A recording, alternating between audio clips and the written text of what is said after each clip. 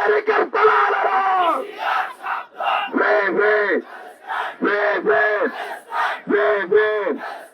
সংগ্রামী সাথী বন্ধুগণ, যেভাবে আমরা আজকের এই বাংলাদেশ থেকে ইসরায়েলের সমর্থনে সেনাবাহিনীকে পাঠানোর বিরুদ্ধে অবস্থান নিয়েছি, একইভাবে বাংলাদেশের আরেকটি ঘটনা নিয়ে একটু কথা বলতে চাই।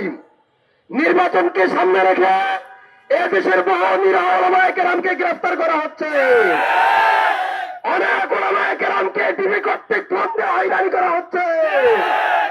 অনেক ইসলামপন্থীদেরকে আবারও হয়রানি করে জঙ্গিদেরক সাধারণ পাইদারা করা হচ্ছে। আমরা বলতে চাই, জুলাই যুদ্ধে আতাউর রহমান বিক্রমপুরীকে মুক্তি দিয়ে দিন। আমরা বলতে চাই, শেখ মুজিবের কালো আইন, বিশেষ আইনকে অনতিবিলম্বে বাতিল করুন। আমরা বলতে চাই, মাওলানা আইনুল কাসিমকে মুক্তি দিন।